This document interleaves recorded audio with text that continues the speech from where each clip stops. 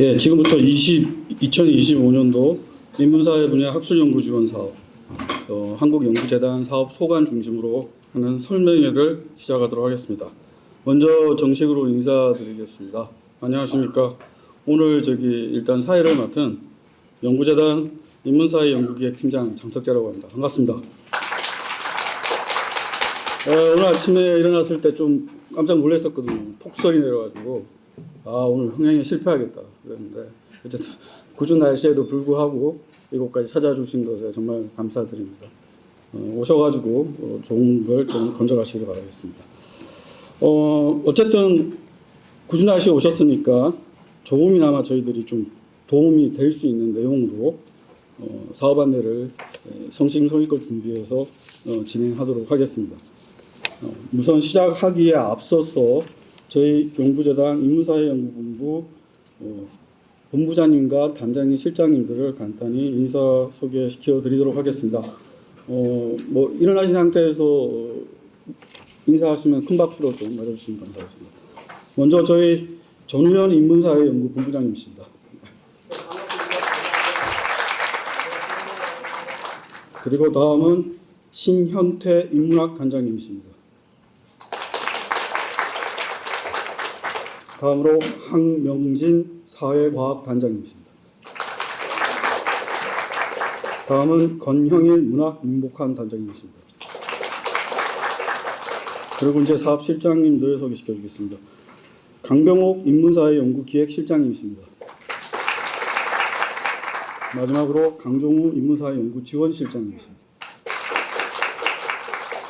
예, 그 외에 저희 재단 직원들하고 팀장님들하고 피오님들 참석하셨고요. 뒤에 팀장님들, 피오님들은 발표를 하니까 그때 자연스럽게 인사가 될 것 같습니다. 오늘 설명회는 2025년 중점 추진 방향 그리고 사업군별로 그룹핑을 해서 개인 및 공동연구군, 그 다음에 집단연구군, 그리고 인문학 대중화 및 학술단체 지원, 그리고 중요한 평가제도 소개 순으로 진행하도록 하겠습니다. 아울러 금이 설명회 종료 시까지 요 QR 마크가 있는데 저희 마지막에 제가 또 띄워드릴 겁니다. QR 마크를 통해서 저희들이 만족도 조사를 시행하고 있습니다. 그래서 피드백하고 차후년도 준비하는데 저희들이 소중한 자료로 쓸 예정이니 나중에 다 끝나고 나서 제가 띄워드릴 때 스크린에 있는 QR 코드를 이용해서 만족도 조사에도 적극적으로 좀 참여해 주시면 감사하겠습니다. 예, 간단하게 인사 올렸지만 본격적으로 설명회를 시작하기에 앞서서 저희 인문사회연구본부장님이신 전우현 본부장님의 인사 말씀이 있겠습니다. 다시 한번 박수 맞아주시면 감사하겠습니다. 네, 반갑습니다. 날씨도 궂은데 여기까지 와줘서 감사드립니다. 인문사회연구본부장 전우현입니다. 한양대학교 로스쿨 교수로 있습니다. 나라가 우선하죠. 또 해외도 우선합니다. 우크라이나 전쟁이 빨리 끝나면 좋겠는데 이런 와중에 참 대한민국이 그래도 흔들리지 않고 가는 것이 참 용하다, 다행이다 그런 생각을 합니다. 그리고 NRF가 여러분 대학 교수님들께 안심하게 해드리는 것이 아주 중요하다 그런 생각을 하고 있습니다. 그리고 이제 세계 질서도 아무리 경제가 나쁘고 국가 간의 싸움이 분쟁이 있더라도 그래도 흔들림 없이 잘 가야 된다 그런 생각을 합니다. 대한민국이 잘 되려면 결국 세계 질서 안정된 속에서 국제관계를 잘 맺어가야 되겠다 그런 생각을 하고 있습니다. 한 2000년 동안 그 전도 있고 우리 한반도는 주변이었습니다. 주변에 변방이었습니다. 있는지 없는지도 모르는 아주 작은 나라였습니다. 그런데 지금은 안 그렇죠. 대한민국이 굉장히 많이 발전했습니다. 세계 10위권 여러 가지로 많이 도약을 했어요. 그런 밑바탕에는 바로 우리 대학의 역할이 있다고 봅니다. 열심히 학생을 가르치고 또 연구하시는 여러분 연구자들의 노력이 있었다고 생각합니다. 하여간 우리는 국내 연구도 연구지만 세계 질서 속에서 세계 질서를 주도하는 사람들하고 좀 친하게 지내야 된다. 어쩔 수 없어요. 어쩔 수 없다. 일본도 자기 나름대로 자부심이 있겠지만 왜 미국 워싱턴에 가가지고 그렇게 하겠습니까? 물론 우리 주변에 있는 중국과 일본과도 우리 친하게 지내야 되겠습니다. 미국이나 유럽뿐만 아니라 그런 것은 바로 그냥 친하게 지낼 수 있는 게 아니라 연구가 바탕이 되어야 된다. 그런 생각입니다. 자, 오늘 설명회에서는 교육부 주최 한국연구재단 주관으로 2025년 학술 연구 지원 사업의 중점 추진 방향 그리고 사업별 안내 그리고 지원 계획 등을 설명할 겁니다. 저희는 인문사회 연구 분야의 연구가 미래 지식과 문화 발전에 기여할 수 있는 임무를 수행하고 있다고 자부합니다. 이를 위해서 저희 한국연구재단은 인문사회 분야의 연구자들에게 연구 지원을 제공해서 연구자의 성과가 국가와 사회에 긍정적 영향을 미칠 수 있도록 돕는 데 최선을 다하고자 합니다. 금년 2025년 연구재단 소관 인문사회 분야 학술 연구 지원 사업 예산이 조금 늘었습니다. 0.2% 늘었는데 3,071억 원 정도입니다. 원래 더 늘리려고 했는데 국회에 가서 많이 좀 깎였습니다. 어려운 환경 속에서 저희 재단은 인문사회 분야 예산 확보에 최선의 노력을 하고 있습니다. 특히 이사장님이 이제 딱 2달 전에 오셨는데 이 문과 쪽 물론 그분은 이과 교수님인데 문과 쪽 예산이 너무 적다. 오늘도 예산 실장을 만나러 갔어요. 그래서 참 고맙죠. 우리 쪽 이해를 많이 해주고 예산 좀 대폭 늘리자. 사무총장님도 많이 도와주고 계세요. 그래서 하여튼 저도 발맞춰서 최선의 노력을 하겠습니다. 그리고 이제 국제 공동 융합 연구를 위해서 작년에 신설한 글로벌 인문 사회 융합 연구 지원 사업 그리고 사회학 연구 중에 글로벌 아젠다 유형이 있는데 이 예산이 좀 늘어났습니다. 그래서 글로벌 인문 사회 융합 연구 지원 사업에서는 컨소시엄 사회형을 신설해서 국가적 난제 등을 해결하려고 노력하고 있습니다. 그리고 인문학 공동 연구를 활성화하기 위해서 인문 한국 후속 사업 HK죠. 휴먼 코리아 3.0을 신설했습니다. 그래서 개인 연구군에서는 또 석사과정생 연구 장려금 지원 사업이 신설되었습니다. 이러한 노력을 통해서 연구자분들께서 한층 더 성장하는 기회가 되기를 바랍니다.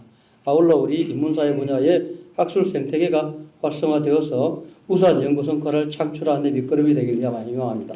오늘도 저희 이제 연구자 회의가 있었는데 저희가 대학에서는 인문사회 쪽이 LA, LB, LC 해서 맨 앞에 나오는데 왜 연구재단은 이과가 먼저 나오느냐, 기초연구가 왜 먼저 나오느냐, 국책이 왜 이렇게 연구비가 많냐, 그런 얘기도 나왔습니다. 그래서 될 수 있으면 우리가 인문사회 분야가 맨 앞에 나오도록 그렇게 노력을 해보겠습니다.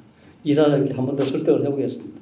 그러니까 등등 노력을 해서 연구 생태계인데 학술 생태계가 활성화되어서 우수한 연구 성과를 창출하도록 노력을 하겠습니다. 오늘 설명회를 찾아주신 연구자분들께 다시 한번 감사 인사를 드립니다. 이 설명회가 수행하시는 연구에 의미 있는 계기가 되길 바라며 인사를 마치겠습니다. 감사합니다. 고맙습니다. 그럼 제가 맡은 분야 설명을 드리도록 하겠습니다. 요거는 앞에 자료집에도 있지만 전체적인 저희 재단 인문사회연구본부 내에서 전체적인 책에도 그리드물을 그려놓은 겁니다. 그래서 이건 참조를 하시고요. 어차피 뒤에 가면 다시 반복되기 때문에 단 중점 추진 내용에서 키워드가 뭔지만 좀 한번 짚어보시고 가시면 될 것 같습니다.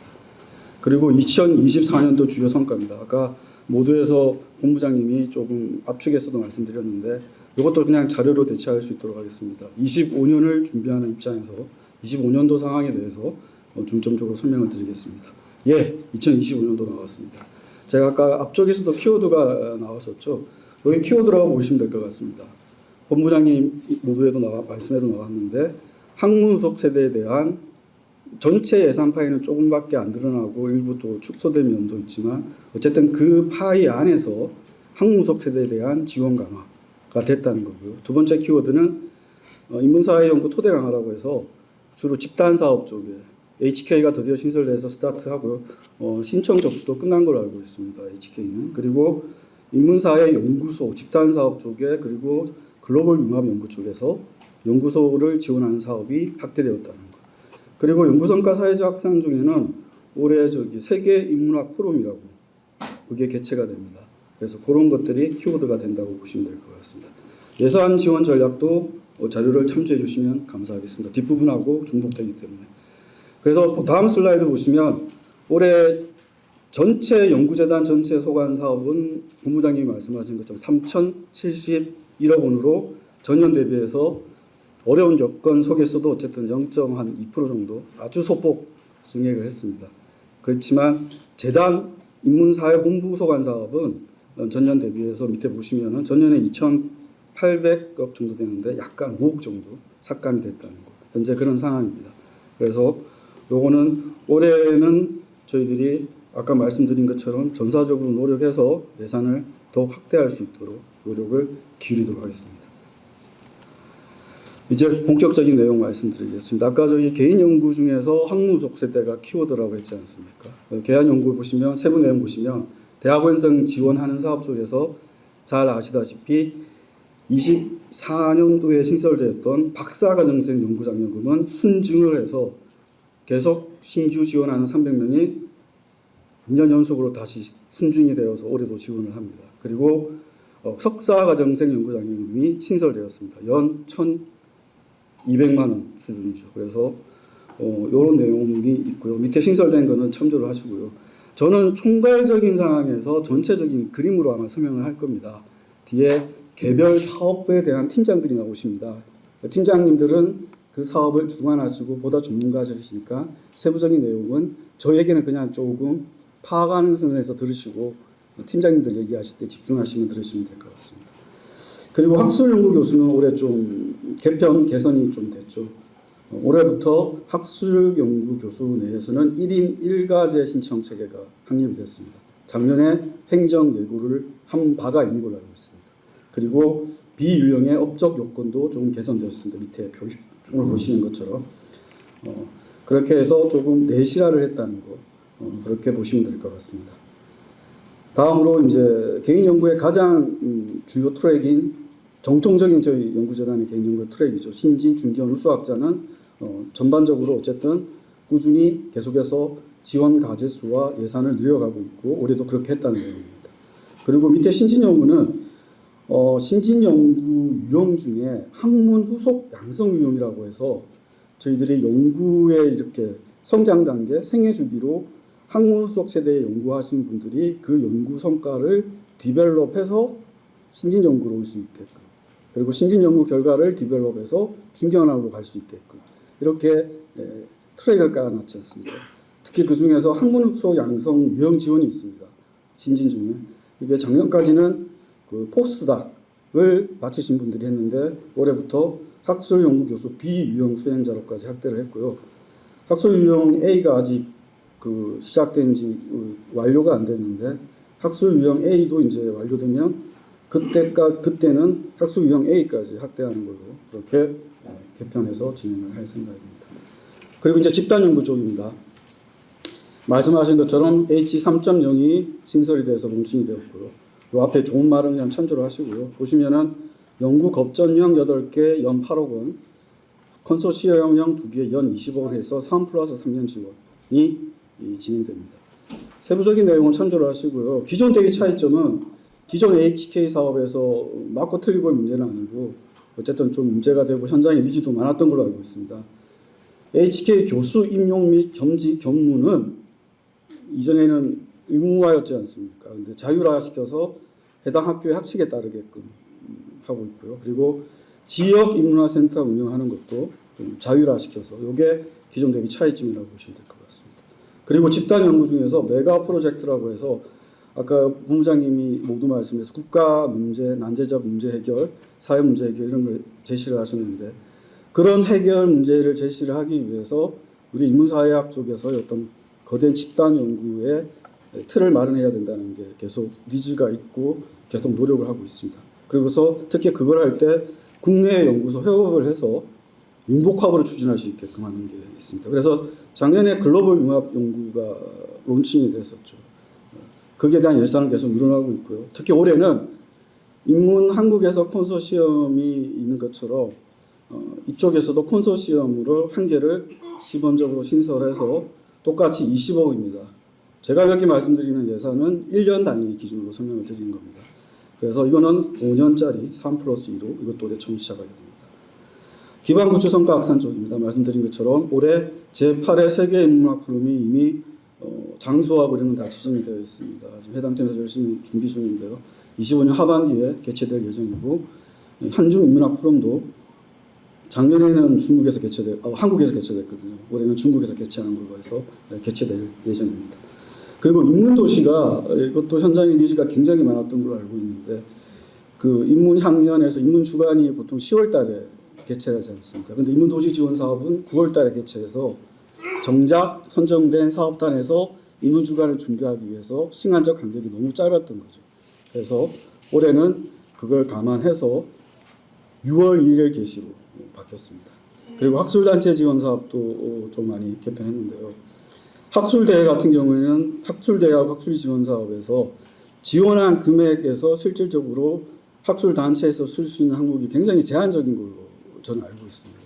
그렇지만 올해는 만족하실 수는 없겠지만 전년 대비해서 꼭 그 비용뿐만 아니라 이런 비용까지도 저희 재단 쪽에서 지원하는 비용을 쓸 수 있게끔 부서에서 좀 개편을 했다는 거, 그런 식으로 봐주시면 될 것 같습니다. 제가 말씀드리는 거는 나중에 다시 세부적으로 다시 설명이 드리겠습니다.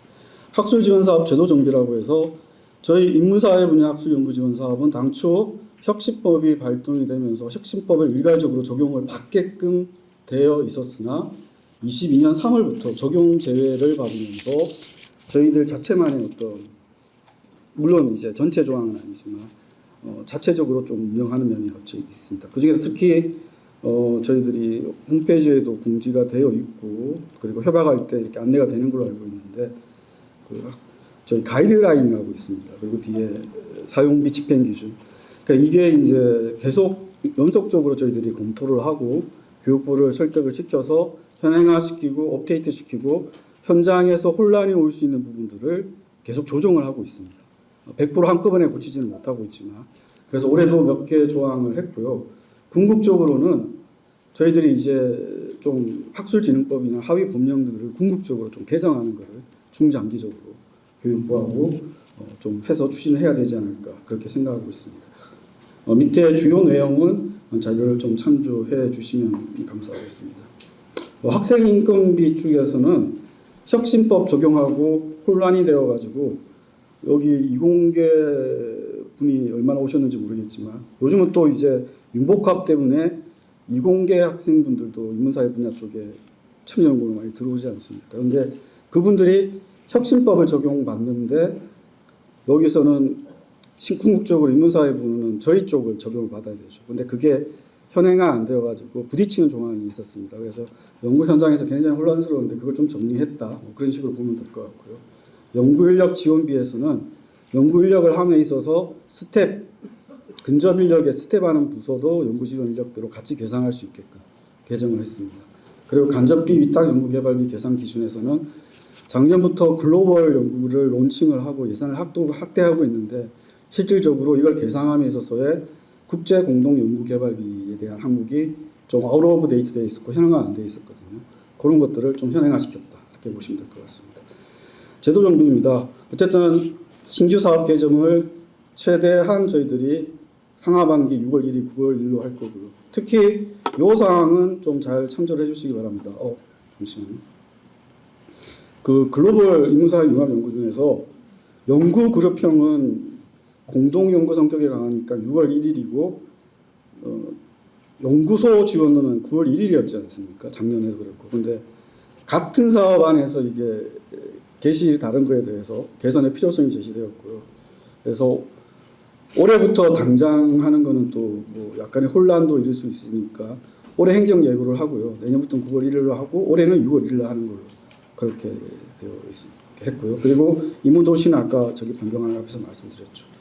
예, 이제 거의 다 됐습니다. 다들 아시겠지만 저희 연구재단 ER&D 시스템은 마감 시간이 되면 자동으로 셧다운 클로징이 됩니다. 그래서 하시려고 저장해놓고 완료 안 누르시면 안 되거든요. 전화해봐도 저희들이 어차피 할 수가 없어요.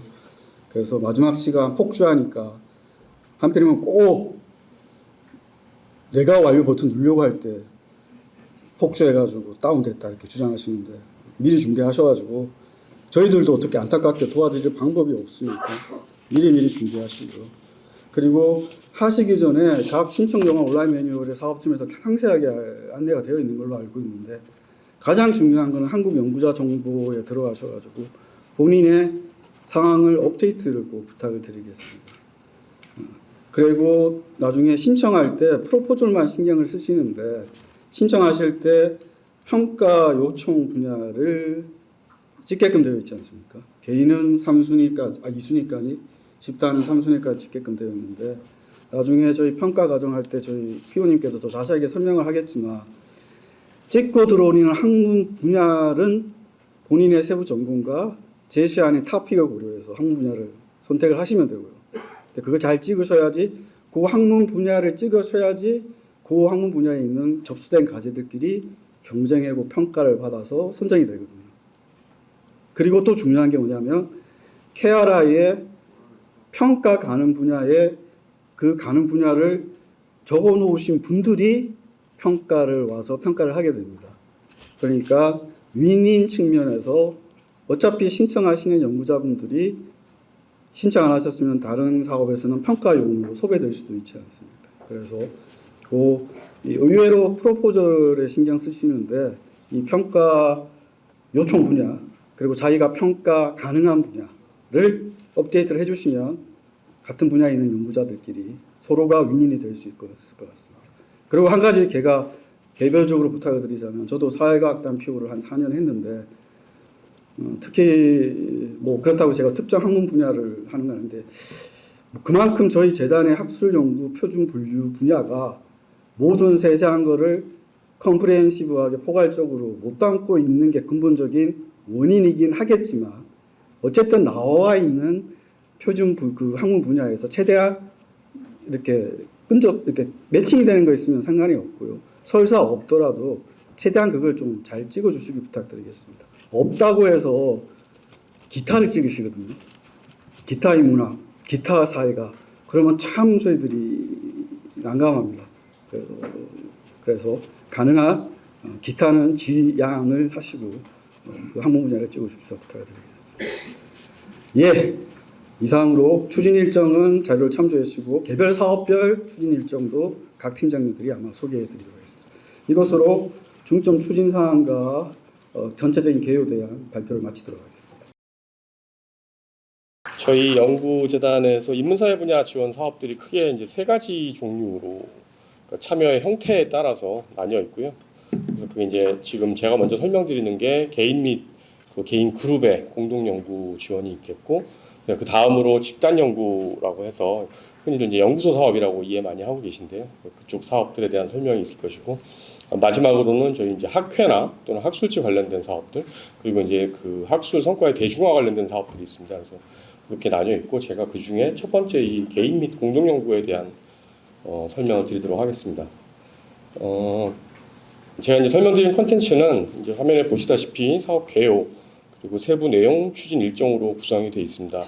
네, 많은 설명회들이 그렇듯이 설명회에서 특별한 어떤 뭐 새로운 정보나 지식을 설명회에 참석하신 분들께만 제공하지는 않습니다.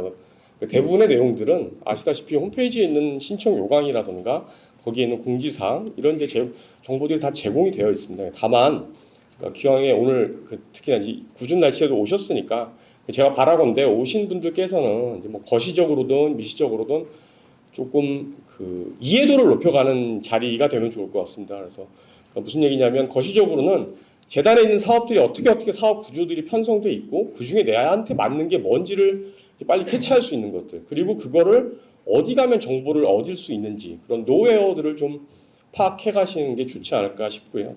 두 번째로 미시적이라 하는 거는 물론 문장들이 쭉 쓰여 있지만 과연 그 행간의 의미가 조금이라도 어떻게 다른 것인지 이런 것들에 좀 집중하셔서 설명을 이해하시는 게 오늘 오신 자리에 보람이 되지 않을까 싶습니다. 네, 사업 개요에 관한 사항입니다. 먼저 전체적인 사업 예산과 지원 규모가 나와 있고요. 말씀드렸다시피 개인 및 공동연구 지원이 되어 있고 크게 보면 구조가 이렇게 되는 겁니다. 학문 후속 세대에 대한 지원이 있고요. 일반적으로 연구자분들이 신진, 중견, 우수, 공동 이렇게 이제 나뉘어 있고 마지막으로 그 저역서와 관련된 명저 번역과 저술 출판으로 나뉘어 있죠. 그런데 그 전체적인 예산을 보시면 작년 대비 증가는 했는데 여기 보시면 약간 줄어든 사업들이 3개가 눈에 띕니다. 그 중견연구 사업이 한 5억 정도, 공동연구 사업도 2억 정도, 그리고 저술 출판 사업도 이렇게 줄어든 것으로 보여지긴 하는데요. 저희 재단 이제 그 사업들은 그 단년 연구가 있고 단연 연구들이 있는데 요 과제들은 다 이제 단연을 포함하고 있습니다.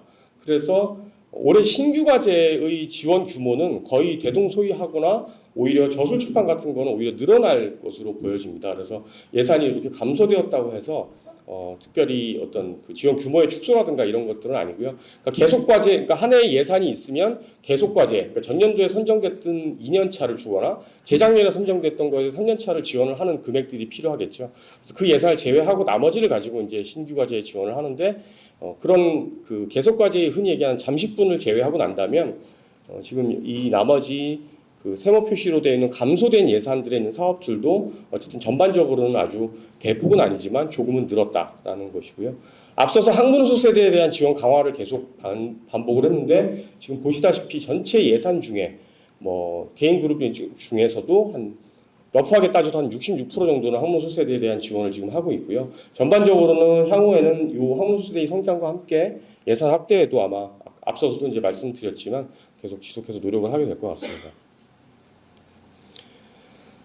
사업 개요에 대한 사항은 제가 자료로 가름하도록 하겠습니다. 이 자료는 참고하시면 될 것 같고요. 잠시 후에 사업별 설명할 적에 좀 특기 사항들 위주로 말씀드리는 게 도움이 될 것 같습니다.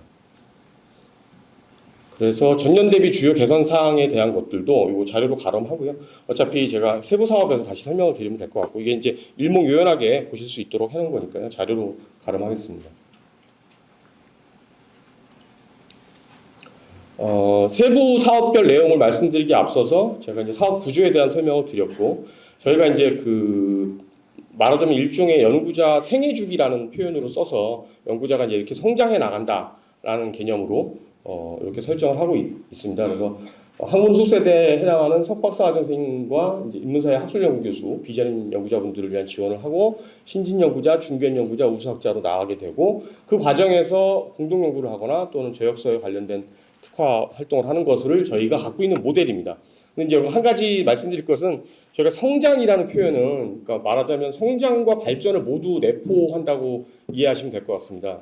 그래서 그러니까 외적인 성장이라고 하면 저희가 이제 생각하는 거는 연구자분들이 대학원생부터 시작을 해서 비전임을 거쳐서 뭔가 이렇게 전임교원으로 자리 잡고 뭐 이런 것들이 아무래도 전임교원이 되시면 그 연구에 대한 집중도도 높일 수 있고 학계 커뮤니티와 이렇게 활성화될 수 있기 때문에 분명히 성장은 맞는데 그렇다고 해서 이제 연구자 개인의 연구력의 성장이라든가 그분의 어떤 학계에서의 역할 이런 것들을 그 발전에 대한 부분들도 다 함께 이제 고민을 하고 있다는 것입니다. 그래서 저희들은 신진 연구자 지원 사업이나 중견 연구자 지원 사업의 경우에도 비전임 연구자분들도 신청을 하시고 연구자분들의 연구력의 성장에 따라서 이렇게 된다라는 개념으로 이해하시면 될 것 같습니다. 간혹 재단에서 꼭 교원이 되어야 내가 연구력이 이만큼 왔고 나이는 이렇게 되었지만 연구력이 충분한데 왜 성장이라는 개념을 학문수대라는 개념을 쓰냐라고 하시는데 저희가 생각하는 성장과 발전의 개념은 그렇다는 걸 다시 한번 강조를 드리겠습니다. 예, 그 순서에 따라서 요거부터 먼저 설명드리겠습니다. 석사과정생 장려금부터 설명을 드리겠는데요. 뭐 지원 하단에 있는 지원 내용은 자료를 참조하시면 되겠고 올해 새롭게 만든 사업입니다. 그래서 저희가 이제 석사과정생들도 그 연구 시작 단계에서부터 좀 더 인문사회 분야의 연구자로서 성장할 수 있는 발판을 만들겠다고 해서 설정을 했고요. 참고하실 만한 사항으로는 이제 그 40% 내외 지방 소재 연구자에 대해서 할당을 하고 있다. 이거는 작년부터 시행되었던 박사과정생 연구 장려금 사업도 동일하게 지방에 대한 그 일종의 쿼터제를 운영을 하고 있다는 점을 말씀드리겠고요. 특기할 만한 것은 아무래도 석사과정생이기 때문에 그 연구 지도 확인서, 즉 이제 지도교수하고의 연계가 어떻게 되고 있는 것을 반기에 한 번씩은 제출하는 것이 좀 일반적인 연구 사업과는 좀 다른 차별성이 되겠고. 총 예산은 여기 보시면 이렇게 나와 있고요. 그래서 연간 1,200만 원을 지원을 하고 있습니다. 그래서 하단에 보시면 지금 말씀드리는 석사과정생, 그 학문수 세대 사업들은 대부분 간접비 100만 원을 포함하고 있습니다. 그래서 실질적으로 연구비, 그러니까 직접적인 연구비는 1,100만 원으로 이해하시면 될 것 같습니다. 네, 다음으로 박사과정생 사업이고요. 이건 작년부터 시행을 했었고 전반적인 스की는 아까 말씀드렸던 거가 대동소이합니다. 그래서 특이할 만한 것도 마찬가지로 40% 내외의 지방소재 연구자에 대한 할당이 있다라는 것이고요. 그래서 박사과정생뿐만 아니라 박사과정 수료한 이후에 아주 오랜 기간이 경과하지 않은 경우에는 이 사업에 이제 함께 참여하실 수 있도록 해서 중단에 학업이 중단되거나 포기하시거나 이런 거 있지 않도록 저희가 그 제도를 운영하고 있다는 점을 말씀드리겠습니다. 지원 규모는 연간 2천만 원으로 되어 있고 그 중에 이제 100만 원도 마찬가지로 간접비로 되어 있다는 걸 이해하시면 되겠습니다. 네. 그다음이 이제 학술연구교수 사업이고요. 학술연구교수는 이제 A 유형과 B 유형으로 되어 있는데요.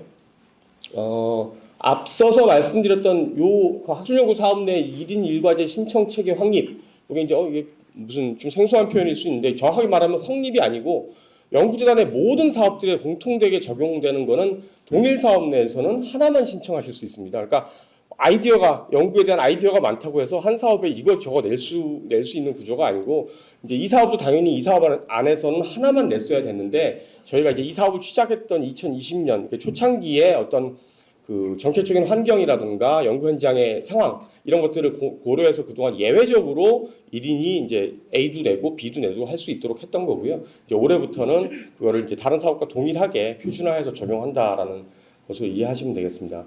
그리고 두 번째로는 A 유형 같은 경우에는 그 중에서 특히 연구소와 연구 이런 내용들이 이제 기본 원칙으로 설정이 되어 있고요. 물론 예외도 가능합니다만 기존의 그 평가 항목 같은 거 보시거나 또는 연구 계획서를 작성하실 때 기대 효과 뭐 이런 내용들이 있죠. 그래서 그 내용들을 조금 더 스페시픽하게 과연 연구자분들이 저희가 이제 그 연구비 지원이라는 것이 아시다시피 공공재의적인 성격이 있는 것입니다. 그래서 연구자 개인의 어떤 성장도 당연히 저희가 그게 최우선이지만 한편으로는 저희가 연구비 지원을 해드림으로 해서 그 연구자분들의 연구 성과들이 좀 확산되고 그것들이 학계에 좀 공유되고 유통될 수 있는 것들에 대해서 늘 고민을 하게 됩니다. 그래서 기대 효과 중에 다른 기대 효과보다도 학문 공동체 협력 또는 관련된 연구소와의 협업 이런 것들에 대한 내용들을 그 계획들을 좀 내주십사라고 요청을 드리는 것입니다. 그래서 뭐 학문 공동체라 하면 당연히 뭐 가장 먼저 쉽게 생각하실 수 있는 거는 학회 활동이 되실 것 같고요. 이제 부설 연구소들이 되어 있고 그래서 요 관련된 분야에 대한 부설 연구소 정보는 저희가 뭐 전국에 있는 부설 연구소 정보를 드릴 수는 없고 다만 저희 재단에서 지금 지원하고 있는 대학 부설 연구소 뭐 인문항공연구소 이런 연구소 리스트들은 있습니다. 그래서 그거는 저희가 요 학술 A 유형 그 게시판에 그 신청 요강 그 관련된 내용의 리스트는 저희가 제공을 해드리고 있습니다. 그래서 그렇다고 해서 이제 이 연구소들과 협업을 하면 저희가 별도의 가점을 하거나 인정을 하고 이런 게 아니고요. 평가할 적에 그런 건 전혀 상관이 없고 다만 연구자분들이 레퍼런스로 좀 학회는 정보가 많으실 텐데 다른 대학에 어떤 연구소들이 있는지는 정보가 없으실 수 있기 때문에 그런 레퍼런스로 좀 드린다는 점을 이해하시면 되겠습니다. 그리고 마지막으로는 학술연구소 비유형의 업종 요건을 강화하겠다라는 것도 이제 계속 말씀드렸는데 작년부터 이제 행정 예고를 했던 사안이고 이게 이제 이것도 맨 처음에는 당연히 이전에 그 박사 기자만을 대상으로 하고 있다가 석사 기자로 넓혔고 완화해서 5년간 유지를 했었습니다. 그런데 이제 이거를 조금 더 좁혀서 아무래도 저희가 평가를 진행한다든가 평가의 집중도라든가 이런 것들을 좀 고려했을 적에는 이렇게 운영하는 것이 실질적으로 연구자분들에게도 좀더 평가의 결과에 대한 내용들이라든가 이런 것들도 도움이 되기 때문에 그런 것들을 고민해서 올해부터는 이 내용들을 작년 행정 예고를 이제 지켜서 운영하게 되었습니다. 다음으로 신진 연구자 지원 사업이고요. 신진 연구자 지원 사업은 특이한 사항으로는 작년도에는 여기 이제 내용에는 없고요. 아마 신청 요강에는 들어가 있을 텐데요. 창의 유형이라는 내용이 있었습니다. 그래서 저희가 이 사업을 세 가지 유형으로 나눠서 지원하고 있는데 신진연구 일반은 그냥 일반적으로 신진연구자의 신분에 해당하는 연구자분들이 자유주제를 가지고 하는 것이고 학문 후속 양성과 소외 보호 그리고 또 하나가 이제 창의 유형이 있었습니다. 창의 유형이라는 거는 연구 주제가 좀 참신하거나 또는 그 방법론이 이렇게 독창적이고 그런 내용들에 대한 좀 도전적인 연구를 지향하기 위해서 작년까지는 별도의 이제 칸막이를 쳐서 지원을 하고 있었는데 올해는 그거를 신진 연구 일반 안에 같이 녹여놓고 연구자분들이 뭐 이게 창의 유형이다 이렇게 스스로 아이덴티파이 하지 않으셔도 연구자분들이 낸 내용을 보고 평가자분들이 이거는 창의성이 좀 돋보인다라고 되었을 때 그 과제들에 대해서 별도의 할당을 예산 할당을 통해서 이제 기존에 있던 창의 유형의 어떤 그 갖고 있던 그 기재의 작동 그거를 유지하겠다라는 것이고 이게 없어진 게 아니라 이 안에 녹아 있다라는 걸로 이해하시면 되겠고 학문 후속 양성 같은 경우에는 기존에는 예전 사업들을 보면 학문 후속 세대 양성 사업이라고 박사후 연수 사업 이런 것들이 있었습니다. 그래서 그게 끝나고 난 분들이 다음으로 아까 저희가 일종의 연구자 성장 모형에 따라서 학술 연구 끝나면 신진 이렇게 넘어와 주십사라고 했는데요. 그래서 그 후속 연구 개념으로 기존에는 박사후 연수 사업이 끝나고 나서 이 사업을 이제 신청하시도록 되어 있었는데 이게 박사후 연수 종료된 지도 한참 되었고 그래서 이제는 학술 연구 교수 B 사업을 종료를 하고 결과 보고를 다 하신 분들에 한해서 이 사업으로 후속 연구 그때 하셨던 주제에 대한 후속적인 주제에 돼 가지고 그 별도로 지원하는 트랙을 이렇게 운영을 하게 됐습니다. 그래서 이건 원래 작년에도 있었는데 대상 사업이 이제는 시기가 이제 몇 년 전에 하던 사업으로 보면 학술연구 B 사업에 해당되기 때문에 그 사업을 했던 분들로 한다라는 걸로 이해하시면 되겠습니다. 마지막으로 소외 보호는 제목에서 이해하시듯이 이제 해당 주제나 학문 분야, 소외 또는 보호 분야에 대해서 별도로 할당을 하고 있다는 내용이고요. 이 할당 비중이나 이런 것들은 이제 신청 요강 보시면 이해되실 수 있을 겁니다. 다음은 중견 연구자 지원 사업입니다. 중견 연구자 지원 사업도 이렇게 세 수로 나뉘어 있습니다. 그래서 맨 오른쪽에 있는 게 아까 신진 일반으로 되어 있던 것처럼 중견 일반이라고 돼서 요 해당 그 중견 연구자의 신청 요건에 맞는 분들께서 자유로운 주제로 신청하실 수 있는 내용이고요. 그래서 요 이제 중견 일반이 있고 신진 양성은 앞서 얘기했던 학문 후속 양성의 중견 버전으로 이해하시면 됩니다. 그래서 신진 연구자 지원 사업을 했던 분들이 후속 연구로 중견 연구 사업에서 이렇게 별도의 칸막이를 쳐서 할 수 있다라는 것이고 마지막으로는 장기 소액 연구 이거는 이제 일반적으로 2천만 원의 연구비가 아니라 연구비는 작지만 꾸준히 한 그 주제를 가지고 10년간 연구를 희망하는 그 부분 그러니까 장기적인 연구가 필요한 주제 그걸 위해서 저희가 별도로 설정하고 있는 트랙으로 이해하시면 되겠습니다. 그렇게 전반적으로 신진 중견 이렇게 학문수 세대 양성 사업까지 이렇게 되어 있고요. 이 사업들이 다음에 설명드린 우수학자를 포함해서 동일한 사업군이기 때문에 사업군 내에서는 하나만 신청하실 수 있도록 되어 있는데 예외적으로 학문우수 세대에 대한 지원 강화 또는 올해 이제 행정예고 됐던 것들이 있기 때문에 예전에는 2번 신청할 수 있었는데 없었어요. 뭐 이런 것들에 대해서도 아직은 조금 더 유지를 해드리는 것 중에 하나는 예외적으로 학문우수 세대 그러니까 학술연구 교수를 신청하시는 분들은 신진 또는 중견, 신진과 중견을 둘 다 신청하실 수는 없고요. 학문우수도 신청하고 신정도 신청하고 또는 학술연구 교수도 신청하고 중견도 신청하고 이렇게는 신청은 가능하십니다. 물론 선정은 저희가 신청 요강에 나와 있는 그 사업의 우선순위가 있습니다. 다 선정됐다고 했을 적에는 맨 앞에 거부터 저희가 선정된 걸로 하고 뒤에 거는 자동으로 탈락으로 합니다. 라는 이제 그 룰이 있거든요. 그래서 그렇게까지는 계속 예외적인 사항들을 적용하고 있다는 것이고요. 그거를 내년에 할지는 뭐 어떻게 할지는 아직은 계획은 없기 때문에 당분간은 유지되지 않을까 싶습니다. 예, 그리고 그 개인 연구, 개인된 단독 연구의 마지막 파트는 우수학자 지원 사업이고요. 우수학자 지원 사업은 뭐 작년과 별다른 변동사항 없이 유지되니까요. 그래서 이 내용들은 간단하게 자료로 가름하도록 하겠습니다. 이상이 이제 개인 연구 단위의 사업들이었고요. 공동 연구입니다. 그래서 이거는 2명 이상 또는 이제 3명 이상에 따라서 연구 규모가 약간씩 바뀌는 그 사업들로 되어 있고 국내 유형과 해외 유형으로 되어 있는데 해외 유형에는 당연히 이제 해외 기관 소속의 연구자 분들이 참여를 공동 연구에 참여하실 때 신청하실 수 있는 것이고요. 이렇게 사업이 구성되어 있다는 거 이것도 자세한 사항들은 당연히 신청 요건 보시면 이해하실 수 있을 것 같습니다. 다음은 역서와 저서 관련된 내용이고요. 저희 오래된 사업이죠. 명저 번역 지원 사업이 있습니다. 그래서 명저 번역 지원 사업은 저희가 지정 도서형과 자유 주제형으로 나뉘어 있습니다. 지정 도서형은 저희가 원문 도서를 홈페이지에 이미 게시를 했습니다. 그래서 이러이러한 책들을 번역하실 분들께서는 어플라이 해주십시오라고 해서 책들의 리스트가 있습니다. 그래서 책들의 리스트는 몇 년 전부터 저희가 뭐 추천을 받거나 자체적인 검토를 하거나 해서 도서들을 선별을 해서 아마 정확하지는 않은데 지금 한 20종, 30종 정도의 그 지정 도서 목록을 저희가 그 게시를 해놨고요. 이제 그걸 가지고 그 중에서 번역을 하실 경우에 이제 신청하시는 그 유형이 되겠고요. 요거 참고로 지정도서형은 지금 올해까지 아마 3년 거의 이게 지금 만료가 돼서 내년부터는 전반적으로 조금 그 목록도 수정이 더 이루어질 걸로 예상이 됩니다. 그래서 올해 그 나와 있는 목록 맞춰서 신청을 하시면 되고, 자유주장은 스스로 나 이 도서는 아주 명주로서의 가치가 있고 번역하는 데 있어서 중요한 의미가 있다. 아직 번역이 되지 아니했다. 그래서 자 스스로 이제 원문을 어떤 도서를 번역하겠다라고 선택을 하셔서 신청하시는 내용이 되겠습니다. 그래서 요거는 연구비 규모는 이제 원고지 한 매당 10,000원 이렇게 설정을 했는데 10,000원이 기준이 아니고, 그러니까 그냥 기본적으로 저희가 10,000원이 기준인데 분량이, 그러니까 난이도가 아주 높아서 좀 더 단가를 높이 책정해야 된다, 또는 이건 난이도 자체는 그렇게 높지 않으니까 낮게 책정하되 분량을 늘리겠다, 이렇게 자율적으로 좀 하시도록 되어 있습니다. 그래서 그거의 적정성에 대해서는 평가를 할 때 이제 평가하시는 분들이 보고서 적정하다 아니면 좀 감액이 필요하다 뭐 이렇게 정도로 하게 돼 있으니까요. 말하자면 자율적인 그 금액 산정이라고 이해하시면 될 것 같습니다.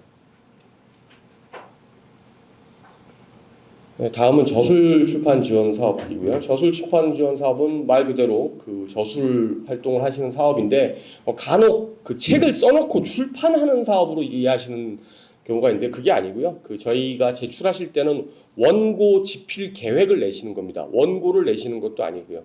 그래서 원고 집필 계획을 내셔서 하는데, 크게 나누면 이것도 학술서 유형과 교양서 유형으로 나뉘어 있는데, 학술서는 당연히 전문 학술서가 되겠고요.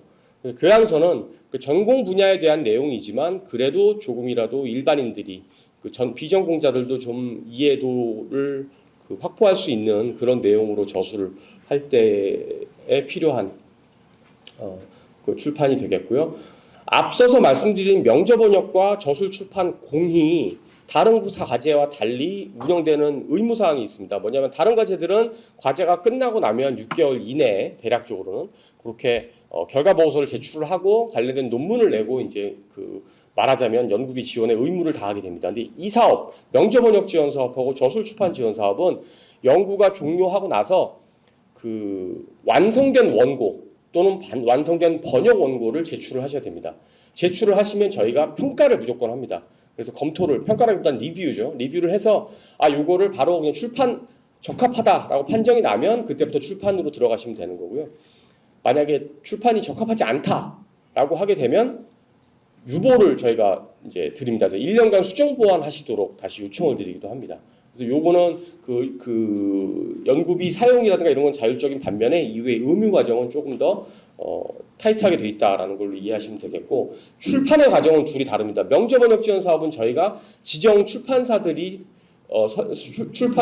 설정해 놓습니다. 그래서 출판 적합을 나중에 평가를 받아서 되면 어느 출판사를 저희가 알려드리고 컨택하셔서 저희가 지원을 해드리고 있고요. 저술 출판 같은 경우에는 연구자 개별적으로 출판사를 컨택하셔서 출판을 하시는 그런 공통점과 차이점이 있다는 점을 말씀드리겠습니다. 예, 이상으로 사업의 이제 세부적인 설명은 모두 마쳤고요. 그러면 이제 오셨으니까 조금 팁이랄까요? 이게 지금 말씀드렸던 신청 요강을 어떻게 봐, 뭐 이런 것들에 대한 것들을 보시려면 저희 홈페이지 잘 활용하셔야 되는 건 당연히 잘 활용하셔야 되는데, 홈페이지가 제가 보기에도 저희가 사업이 너무 많고 그래서 아무리 UI를 좀 친화적으로 하려고 해도 잘 보기 어렵습니다. 그래서 간단하게 어떻게 저희 사업들이 어디에 있는지를 보시는 방법으로 화면으로 보여드릴 텐데요. 저희 홈페이지 들어오시면 상단에 이렇게 메뉴들이 쭉 있고 사업 안내가 있습니다. 그 사업 안내를 누르시면 이렇게 왼쪽에 이제 전체 사업이 펼쳐지는데, 여기 오신 분들은 대부분 일단 학술 입문 사업을 누르시면 되겠죠. 그래서 학술 입문 사업을 들어가면 개인 연구가 있고 말씀드렸던 공동 연구가 있고 세부 사업들이 저렇게 들어가 있습니다. 그 사업별로 들어가시면 거기에 각각의 방이 있는 걸로 이해하시면 되겠습니다. 그래서 A 유형으로 가령 들어간다라고 하게 되면 상단에 보시면 사업 전반적인 내용이 있고 위에 이렇게 사업 공지, Q&A, FAQ 이렇게 나뉘어 있습니다. 그래서 사업 공지에 들어가시면 말씀드렸던 요강이라던가 아니면 안내사항들, 의무사항들 이런 것들이 나오게 된다는 겁니다.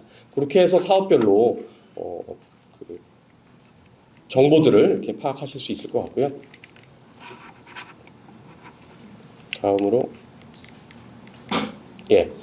반드시 사전에 하셔야 되는 것 중에 하나는 저희 그 대표 업적을 낸다던가 연구 업적을 산정하든가 이런 것들은 연구자분들이 어플라이 하실 적에 서로 하는 게 아니고 저희가 갖고 있는 연구자 업적 정보 시스템에서 불러오는 형식입니다. 그래서 맨 처음에 이거는 연구 지금 오늘부터 미리 준비해 놓으셔도 좋습니다. 그래서 이걸 해 놓으셔야 아까 뭐 막 말일 마지막까지 몰려서 늦게 하고 이런 것들을 방지하는 첫 번째는 오늘 가시면 바로 이것부터 하시는 게 제일 추천을 드립니다. 지금 현재 본인이 그동안 쌓아놓은 업적들이 잘 들어가 있는지를 보셔야 그건 이제 그 기간 동안은 특히나 이거 문의하려고 하면 되게 시간도 많이 소요되고 당연히 저희가 연구자분들이 워낙 많다 보니까 접수 기간은 전화가 폭주해서 저희가 전화를 잘 받고 싶어도 응대해드리기 어렵거든요. 그래서 오늘 이거 꼭 하시기를 제가 당부를 드리겠고요.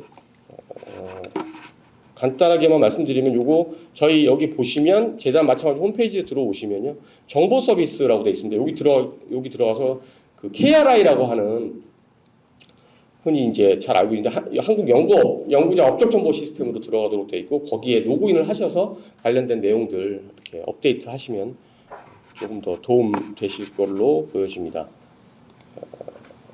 네, 그리고 마지막으로 사업 추진 중에 앞에서는 스킵은 했는데 간단하게만 말씀드리면 이 중에서 지금 그 사업 보시면 1차, 2차, 3차로 접수 기간이 있습니다. 지금 공고는 다 되어 있고요. 연구자 신청이 1차, 2차, 3차로 되어 있는데 1차가 2월 27일부터 시작하는 게 학술 연구교수 A 유형, 그다음에 신진 연구, 중견 연구 우수학자입니다. 2차는 3월 7일부터 시작해서요. 공동 연구, 명저 번역, 저술 출판, 그리고 학술 연구 B가 2차입니다. 마지막으로 3차는 이 박사과정생하고 석사과정생 연구장려금 사업입니다.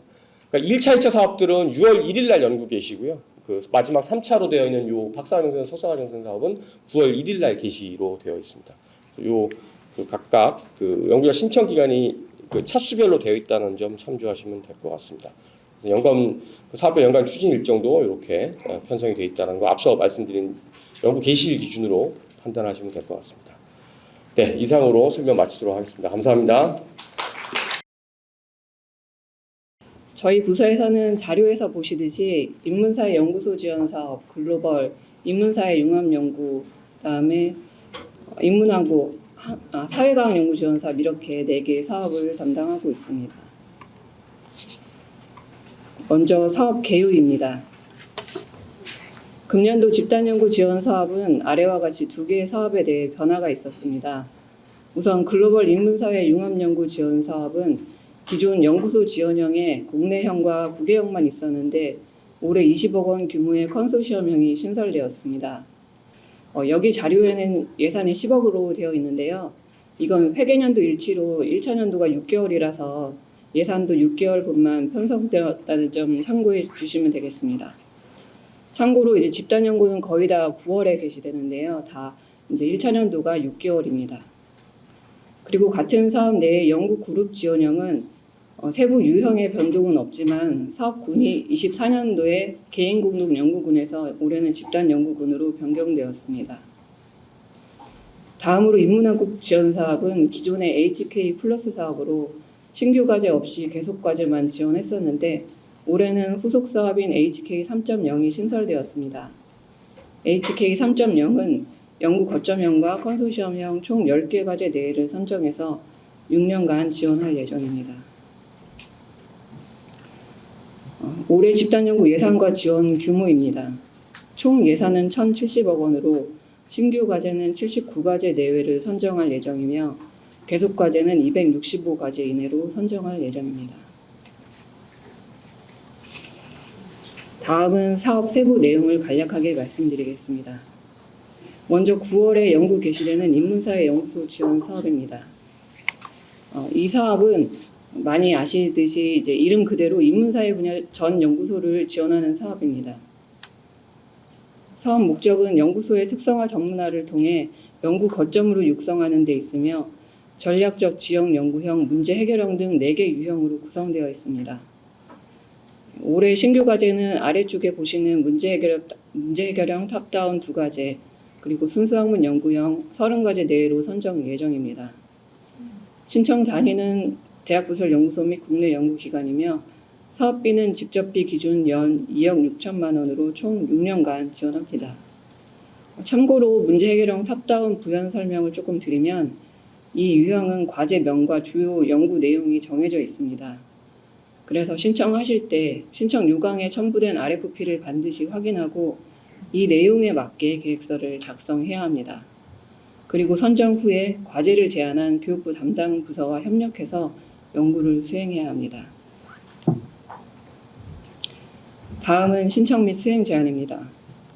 동사업의 신청 단위가 연구소이기 때문에 연구소 단위의 사업을 수행 중인 연구소와 연구 책임자는 집단 연구에서 신규 과제를 신청할 수 없습니다. 이 사업에서 정한 연구소의 요건은 대학 부설 연구소 및 국내 연구기관으로서 KCI에 등록된 연구소이어야 합니다. 연구 책임자는 연구소장 또는 소속대학 연구소 겸임 전임요원이어야 합니다. 그 아래 국내 연구기관은 대학 밖의 연구기관을 의미하며 자세한 요건은 4, 5월 중 공고될 신청 요강을 참고하여 주십시오. 그리고 일반 공동연구원은 연구소 소속 대학 교원 또는 박사급 연구원으로 3명 이상이어야 하고 전임 연구 인력도 3명 이상 구성해야 합니다. 다음은 글로벌 인문사회 융합연구 지원 사업입니다. 이 사업은 인문사회 기반의 융복합 연구를 지원하는 한편 해외 우수한 연구자 및 연구소와의 네트워킹을 확대하는 것을 목적으로 합니다. 세부 유형은 크게 국내 국외 컨소시엄으로 나누어지고 여기서 국내형과 국외형의 가장 큰 차이는 해외 연구자 포함 여부입니다. 지원 분야는 인문사회 기반 이공 분야와의 융합 분야입니다. 이제 신규 지원은 올해 총 30과제 내로 연구소 지원형은 5과제, 연구그룹 지원형은 25과제 내외입니다. 연구소 지원형은 5.2억부터 20억까지 3년에서 6년간 지원하고 연구그룹 지원형은 1.5억부터 2.2억까지 3년간 지원합니다. 그리고 이제 앞서 말씀해 주셨는데 이 특이사항이 좀 있거든요. 유형별로 연구 개시일이 서로 다릅니다. 연구 그룹 지원형이 6월에 개시하고 연구소 지원형은 9월에 연구가 시작됩니다. 그래서 연구 그룹형은 2월 초에 신규 과제 공고를 했고요. 3월 초에 접수 마감입니다. 관심 있으신 연구자분들께서는 아까 화면에서 보신 그 링크로 들어가셔서 신청 요강을 확인 부탁드립니다. 다음은 글로벌 사업 신청 주요 사항입니다. 동일 사업 내에서는 유형과 상관없이 1인이 1개 과제만 신청 및 수행 가능하며 앞서 말씀드린 것과 같이 연구 책임자로는 집단 연구군 내에서 1개 사업만 신청 가능합니다. 올해 이제 집단 연구군의 연구 개시일이 상하반기로 나뉘어 있어서 25년에 한해서 상반기 개시되는 과제 신청 후에 만약에 미선정되었을 경우에는 하반기에 집단 연구 타 사업 신청이 가능합니다.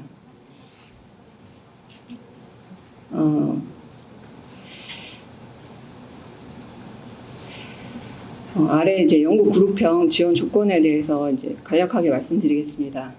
이 사업 연구 책임자는 인문사회 분야 전공자이어야 하며 연구진은 연구 책임자를 포함해서 5명 이상으로 하되 인문사회와 이공 분야 중 한 분야 전공자가 3분의 1을 초과할 수 없습니다. 이 외에 연구소 지원형은 현재 컨소시엄이 올해 신설되었기 때문에 관련 계획을 수립 중입니다. 그래서 그에 대한 요건은 나중에 신청 요강에서 확인을 좀 부탁드리겠습니다. 다음은 인문한국 지원 사업입니다. HK는 많은 분들이 아시듯이 인문학 진흥을 위한 사업입니다. HK 3.0은 3월에 개시되는 사업으로 지난 12월에 공청회가 있었고 1월 초에 신규 공고를 했습니다. 그래서 지난주에 과제가 접수 마감이 되었고요. 그래서 아쉽게도 이 사업은 올해가 아닌 내년에 신규 신청 가능하다는 점 양해 부탁드립니다. 여기서는 이제 간략하게만 말씀드리면 HK 3.0은 인문학 분야만 지원 가능하고 유형은 단일 연구소를 지원하는 연구 거점형은 8억 원, 컨소시엄형은 20억 원으로 총 6년간 지원합니다. 다음은 사회과학 연구 지원 사업입니다. 이 사업은 사회과학 연구의 학문 자생력 강화 및 차세대 사회과학자 양성을 통한 우수 연구 집단 육성 등을 목적으로 하고 있습니다. 유형은 우수 연구 집단 육성과 글로벌 아젠다 연구로 나뉘는데, 글로벌 아젠다의 9개 유형은 해외 학자들과의 교류 협력을 목적으로 하고 있습니다. 올해 신규 과제는 이제 아래쪽에 보시는 글로벌 아젠다 국내형과 이제 9개형 이렇게 신청이 가능한데요. 다른 집단 연구 사업하고 다르게 연구소가 아닌 연구자 간 공동 연구 형태로 신청을 할 수 있습니다. SSK 신청 및 수행 제한은 앞선 사업들과 이제 동일하고요. 연구 책임자는 사회과학 분야 전임 교원만 가능하고, 일반 공동 연구원은 국내형 2명 이상, 국외형 4명 이상이어야 합니다. 이 중 국외형은 해외 연구자가 반드시 참여해야 합니다. 다음은 사업 추진 일정입니다. 작년까지 집단연구군의 연구 개시일은 모두 9월이었는데 올해는 HK 3.0이 3월 개시, 글로벌 이문사회 융합연구의 연구 그룹 지원형이 6월 개시이고 나머지 사업들은 모두 9월입니다. 연구 그룹 지원형은 3월 7일까지 접수를 마감하고요. 참고로 내년에는 이 유형도 연구 개시일을 9월로 변경할 예정입니다. 그리고 연구소 지원형은 아래 이문사회 연구소 및 사회과학 연구 지원 사업과 동일하게 4, 5월 중 공고해서 9월에 연구 개시 예정입니다. 마지막으로 FAQ입니다. 먼저 이제 신청 및 수행 제한인데요. 집단연구군은 앞에서 설명드린 4개 사업으로 구성되어 있고, 동일 사업 내에서는 연구 책임자는 물론 공동연구원도 1인이 1개 과제만 신청 및 수행할 수 있습니다. 그리고 연구소와 연구 책임자는 집단연구군 4개 사업 중 1개 사업만 신청 및 수행할 수 있습니다. 예를 들면 인문사회 연구소 지원 사업을 수행 중이신 연구소와 연구 책임자는 글로벌 인문사회 융합연구 사업의 연구소 지원형 신규 과제를 신청할 수 없습니다.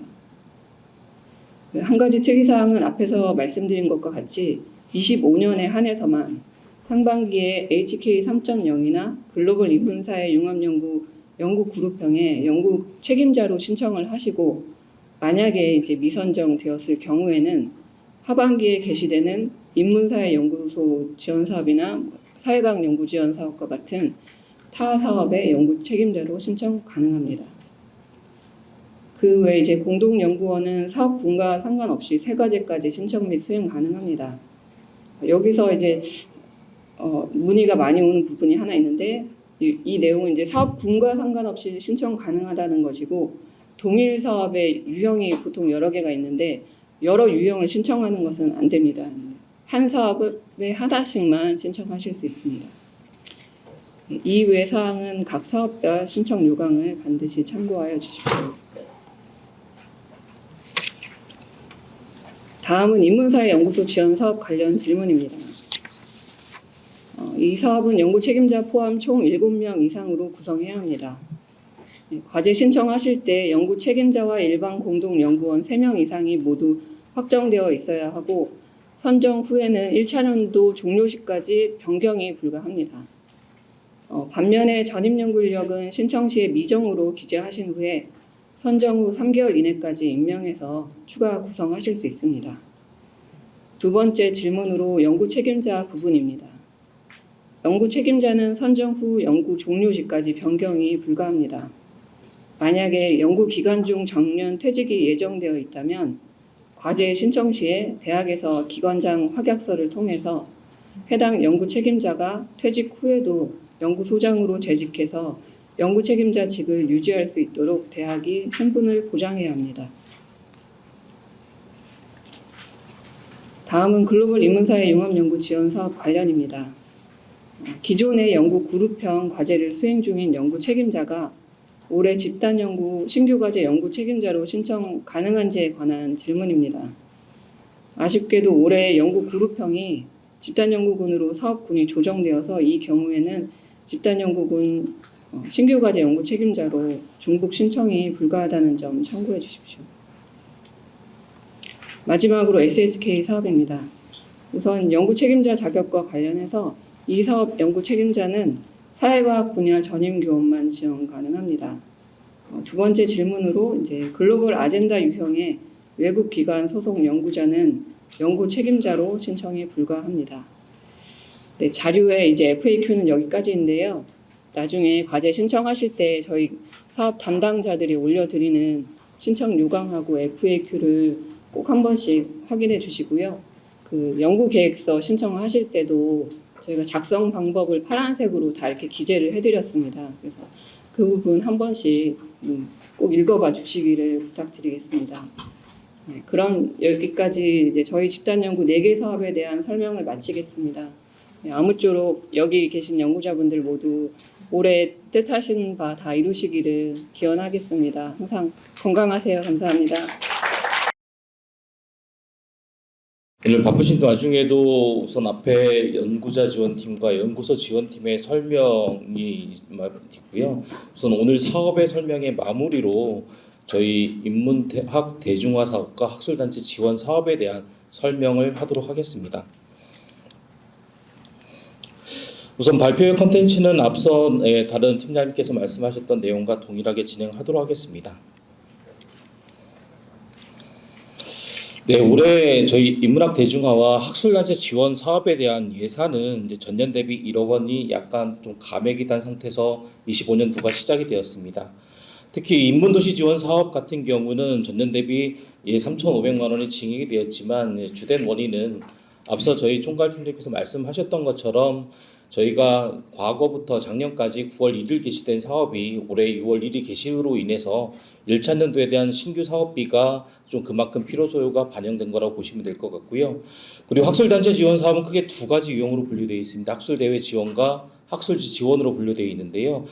학술대회 지원은 전년 대비 약간 좀 일부 감액되었고 학술 지원 사업은 전년과 동으로 올해 시작이 되었다고 보시면 될 것 같습니다. 참고로 2025년도 지원 과제 신규 과제가 가장 궁금하실 텐데요. 인문 도시 지원 사업은 총 5개 대학을 선정될 예정입니다. 그래서 그 중에서 이 수도권 지역은 1개 대학, 그리고 비수도권 대학은 총 4개 대학을 지원하는 거로 지방 우선 정책을 이 사업에서는 추진하고 있다라고 보시면 될 것 같습니다.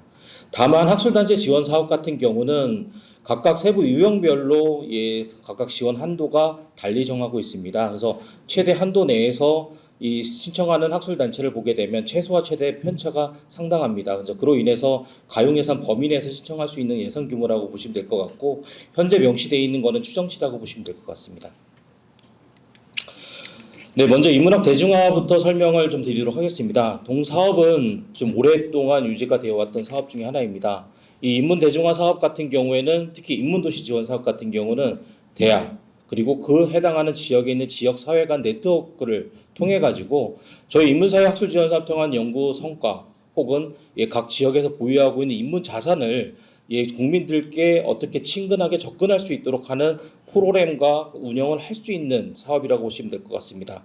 그래서 가장 맹점은 인문 자산을 어떻게 지역의 특징을 살릴 거고 지역 시민 활동과 어떻게 접근을 할 수 있도록 하는 게 주된 목적이라고 보시면 될 것 같습니다. 지원 대상은 특정 연구자 대상을 지원하는 것이 아니라 대학 중심으로 지원하고 있다라고 보시면 될 것 같고요. 간접비 포함해서 연간 소요되는 예산은 연 1억 4천만 원이고요. 1차 년도는 올해 신규 선정이 된 대학 같은 경우는 9개월치 지원되고 마지막 연도가 4차 년도가 잔여 3개월치가 지원될 예정이라고 보시면 될 것 같습니다. 그리고 학술단체 지원 사업에는 크게 두 가지 유형으로 분류되어 있습니다. 학술대회 지원과 학술지 지원인데요. 지원 기간은 각각 1년씩 지원하고 있습니다. 이 학술대회 지원과 학술지 지원은 오랜 전통이 있는 사업이기 때문에 특별하게 사업 목적과 특징에 대해서는 말씀을 드릴 내용은 없을 것 같습니다. 다만 학술대회 지원 사업의 지원 대상은 특히 KCA 우수 등재 학술지를 보유하고 발행하는 이 학술단체 그리고 대학 같은 경우 대학부설 연구소에 지원하도록 되어 있다고 보시면 될 것 같습니다. 이 학술대회 지원안은 크게 3가지 유형으로 분류되어 있습니다. 우선 국내, 그다음에 국제 1, 국제 2 유형으로 분류되어 있는데요. 각각 지원 한도는 2천만 원, 3천만 원, 1억 원 한도로 지원하고 있다라고 보시면 될 것 같습니다. 특히 학술단체 지원은 인문학 대중화 달리 별도의 간접비 지원은 없고 저희가 설정되어 있는 직접비 대 연구활동비의 특정 사용 용도만 사용할 수 있게끔 되어 있다고 보시면 될 것 같습니다. 그리고 참고로 학술대회 지원 같은 경우는 국제2는 원래는 지원 기간 1년이지만 개최 준비 시기를 고려해서 총 2년까지 지원할 수 있다라고 생각하시면 될 것 같습니다. 다만 선정된 학술 단체에 대해서는 이 해당하는 사업비는 해당 연도에 다 전액 지급한다라고 보시면 될 것 같습니다. 그리고 두 번째 학술지 지원입니다. 학술지 지원은 저희가 크게 국내 학술지와 신생소외 분야 학술지로 크게 두 가지 유형으로 분류되어 있는데요. 이 지원 대상 같은 경우에는 이 국내 학술지 같은 경우는 KCI 우수 등재 후보, 미등재 학술지까지 지원할 수 있다라고 보시면 될 것 같습니다. 다만 이 사업에 대해서는 지원 단가가 전년 대비 좀 달라진 부분은 이 국내 학술지와 신생소외 분야 모두 다 1,500만 원 이내로 저희가 지원하고 있는데요. 국내 학술지 한도가 전년 대비 500만 원 상향 조정돼서 신생소외 분야와 국내 학술지 모두 1,500만 원을 지원하고 있다라고 보시면 될 것 같습니다. 네, 그럼 구체적으로 해당 사업별로 전년 대비 주요 개선된 내용에 대해서 간단하게 요약해서 설명을 드리도록 하겠습니다. 앞서 설명을 드렸던 연구소 지원팀과 연구자 지원팀에 대한 예산은 R&D 예산으로 분류되어 있는데요. 지금 설명드린 예산은 BR&D 예산입니다. 그러면 뭐가 달라져라고 말씀하실 수 있는데요. 적용되는 법령 자체가 별도로 이 학술진흥법만 적용받고 있다라고 이해하시면 될 것 같고요. 두 번째는 이 현재 저희가 인문사회 학술지원사 총괄 설명을 드렸던 것처럼 동시수행 과제수에 대한 참여 신청 제한이 이 사업에 대해서는 별도로 적용받고 있지 않다라고 보시면 될 것 같습니다. 그럼 인문도시 지원 사업의 전년도와 달라지는 점은 이 신규 사업단의 연구 개시일 조정이 전년도에 9월 1일 개시된 게 올해 6월 1일 개시가 되어서 저희가 신청 공고가 2월 초순에 벌써 공고가 된 바가 있습니다. 그러면 주된 배경은 아까 간단하게 설명드린 것처럼 이 선정된 대학 같은 경우는 올해가 저희가 교육부에 주관하는 인문주간이라는 행사가 매년 10월 마지막 주 일주일간 운영이 전국적으로 이루어지고 있는데요. 이 선정된 사업단은 반드시 이 인문주간 행사에 참여해야 의무가 있습니다. 그런데 이 9월 1일 개시가 되고 10월 마지막 주까지 행사를 준비하기 위해서는 너무 턱없이 부족한 과도한 의무를 부여해야 하는 부분을 감안해서 준비 시간이 충분히 필요하다는 그 연구 현장의 의견을 충분히 반영하여 올해 사업부터는 6월 1일 개시가 된다라고 보시면 될 것 같고요. 다만 이 인문주간 투입되는 예산이 총 전체 예산 중에서 1,300만 원이 전년도에는 투입 예산에 의무가 있었는데요. 올해는 매년 준비 시간이 충분히 보장이 되었기 때문에 2,000만 원, 2,500만 원 이상은 인문주간 행사에만 전적으로 투입이 되셔야 된다라는 좀 차이점은 좀 있습니다.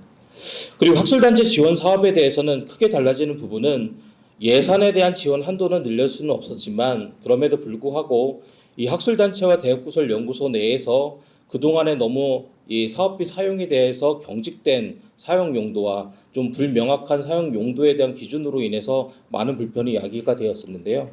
그로 인해서 저희가 학술지 지원 사업 내에서의 사용 용도와 학술지 지원 사업이 아닌 이 학술 대회에 대한 지원 사업에 대한 사용 용도를 모두 표준화했습니다. 간단히 설명을 드리면 저희가 학술단체 지원 사업 내에 저희가 학술 대회 지원 사업 같은 경우는 실질적으로 행사를 개최하는 그런 소요된 경비가 있었던 감안해가지고 저희가 작년도에 연구활동비 내에 외부 전문기술 활용비, 회의비, 소프트웨어 활용비 그 밖에 비용이라는 총 4개 사용 용도로 확대 개편한 바가 있었는데요. 그 부분을 올해는 학술지 지원 사업도 동일하게 적용된다라고 보시면 될 것 같습니다.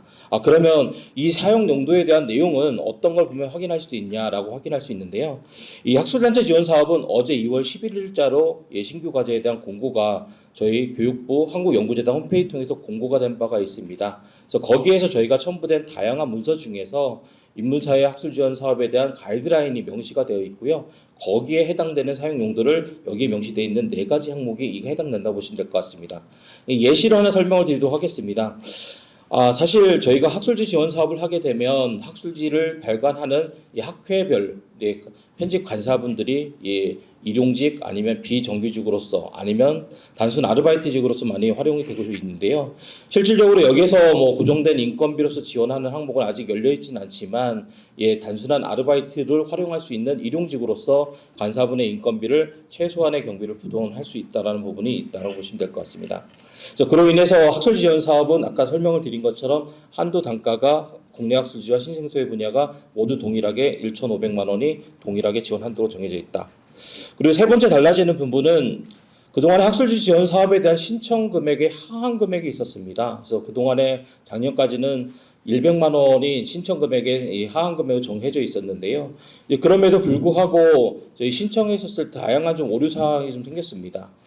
원래 당초에는 1천만 원을 신청해야 되는데 공 하나 안 붙였다는 이유로 인해서 100만 원 신청하는 사례들이 있었는데요. 그 부분들이 요소를 좀 많이 좀 감안을 해갔고요. 그리고 통상적으로 저희가 최근 5년 혹은 10년 동안에 하한 신청 금액을 좀 분석을 해보니까 현실화할 필요가 있겠다 싶어가지고 하한 금액을 올해부터는 300만 원 이상 신청하는 거로 조정을 했다는 말씀드리겠습니다. 그럼 그 다음부터는 별도의 세부 사업별로 설명을 드리도록 하겠습니다. 우선 저희 인문도시 지원 사업 같은 경우는 설명드린 사업 목적에 대해서는 자료로 가름하도록 하겠습니다. 올해 저희가 신규 사업단으로 선정될 대상 규모의 대학은 총 5개 대학으로 선정된다 라고 보시면 될 것 같고요. 설명드린 대로 비수도권 대학의 총 80% 이상, 즉 4개 대학이 선정될 예정이라고 보시면 될 것 같습니다. 저희가 이 사업에 대한 가장 주안점을 두는 부분은 이 사업단을 통해서 이 교육부가 3년 지원으로 끝이 아니라 계속 이 종료가 되더라도 자생할 수 있는 부분을 유지하는 게 가장 중점적으로 보이는 포인트입니다. 그렇기 때문에 이 사업은 지자체와 MOU를 통해 가지고 이 해당하는 인문 도시 지원 사업에 이 해당한 현금 혹은 현물을 투입하는 걸 의무를 두고 있다. 그리고 지자체가 같이 참여하는 걸 의무를 두고 있다는 점이 맹점입니다. 사례를 공유를 드리면 저희 현재 인문학에 대한 위기에 대한 다양한 언론들이 있긴 하지만 그럼에도 불구하고 지금 최근에는 그 각 지역 지자체 내에서도 이 자치법규상 인문학을 진흥하기 위한 다양한 조례 제정을 하고 지원의 근거를 계속 마련해 가고 있습니다. 이 사업 또한 그 조례 제정 등을 통해 가지고 사업이 종료가 되더라도 인문도시 지원에 대한 해당한 인문도시가 계속 유지가 될 수 있도록 하는 게 맹점이라고 보시면 될 것 같습니다. 이 신청 자격은 저희가 학술진흥법상 대학에 해당하는 대학이 신청할 수 있고 이 지원 규모와 지원 기관은 발표로 생략을 하도록 하겠습니다. 다음은 학술단체 지원 사업 내에 있는 학술 대회에 대한 설명을 드리도록 하겠습니다.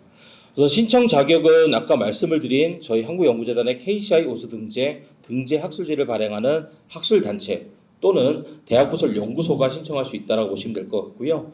지원 분야는 저희 한국연구재단은 인문사회 분야의 학술단체 지원 사업만 지원하고 있습니다. 그로 인해서 저희 정확하게 하기 위해서 KCI를 학술지를 등록을 하게 되면 분야 분류를 등록을 하도록 되어 있습니다. 그래서 거기에 대분류로 인문학, 사회과학, 예술체육학, 복합학을 분류되어 있는 학술지가 신청 대상이라고 보시면 될 것 같습니다.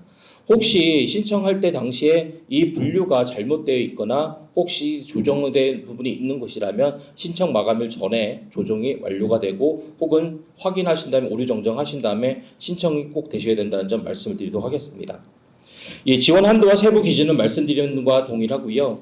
이 국내와 국제2, 국제1, 국제2에 대해서는 크게는 공통은 한국 내에서 개최돼야 된다. 그리고 이 사업에 대해서는 상단에 명시되어 있는 것처럼 5월 1일 개시입니다. 그래서 그러면 5월 1일부터 차년도 4월 말까지 개최될 예정인 학술 대회에 지원되는 것이라고 보시면 될 것 같습니다.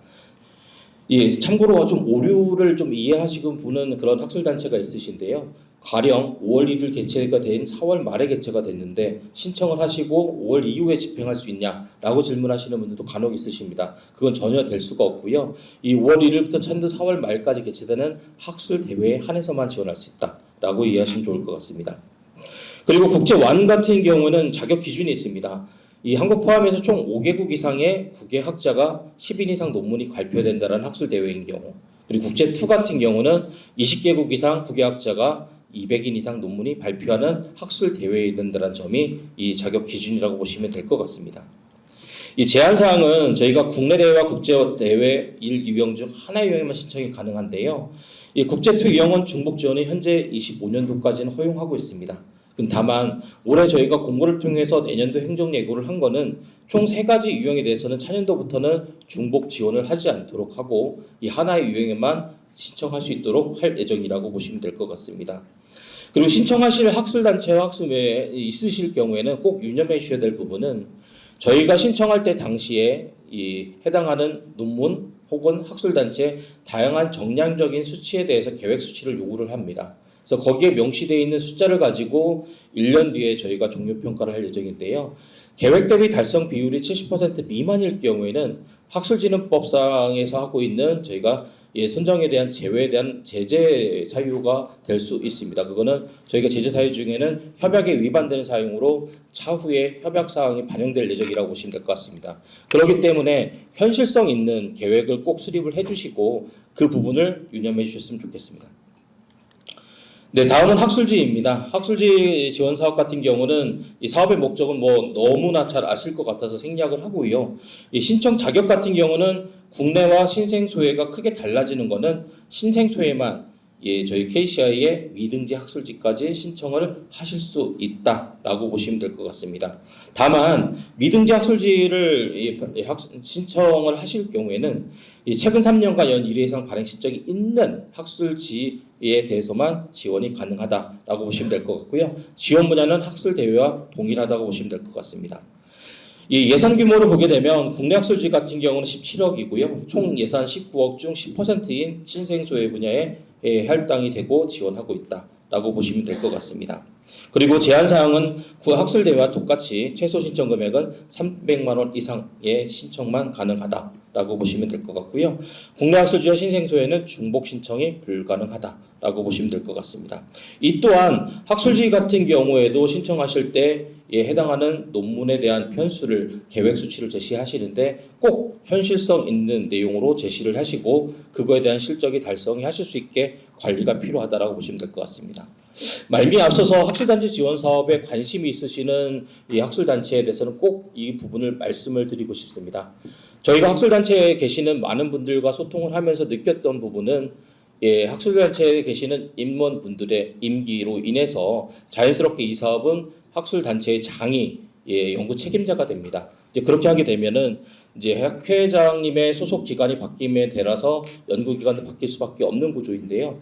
그러면 저희가 이 보신 바와 같이 10월 1일 이 사업은 10월 1일에 개시가 되지만 이 해가 걸침이 되고 대부분 연초에 임원진이 교체가 되다 보니까 인수인계가 가장 중요하다라는 부분입니다. 인수인계를 놓치고 나중에 종료되기 전에 받으신 회장님이나 해당하는 소속 학술단체 같은 경우에는 전혀 이 선정된 사실도 모르고 지원 여부도 모르는 상태에서 진행되는 경우가 허다하게 많습니다. 그렇기 때문에 꼭 만약에 신청하시고 선정이 되신 학술단체의 경우는 그건 꼭 유념해 주셨으면 좋겠다라는 말씀을 좀 드리고 싶습니다.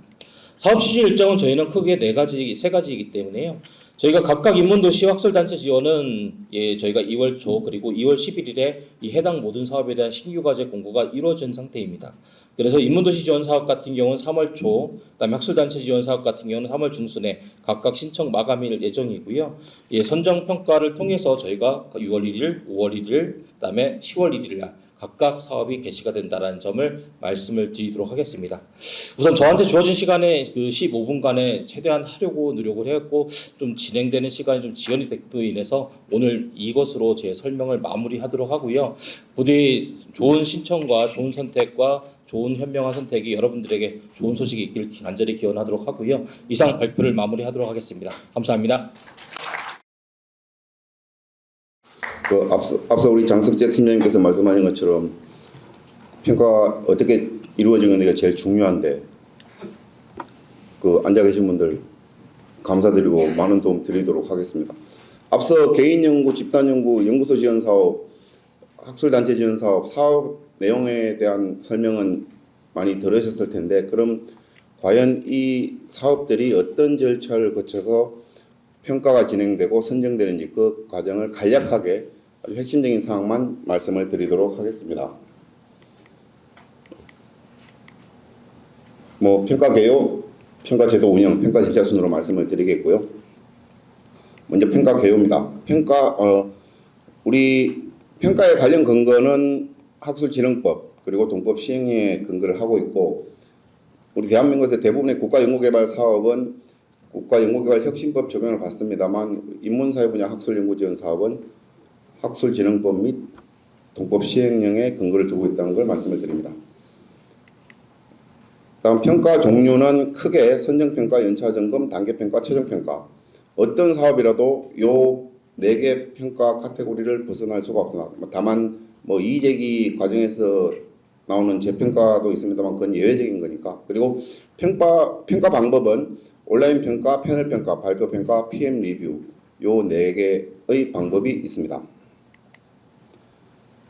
저희들 작년에도 뭐 계속 유지하고 있는 게 평가 방향이 크게 바뀌어서는 안 된다고 생각을 하고요.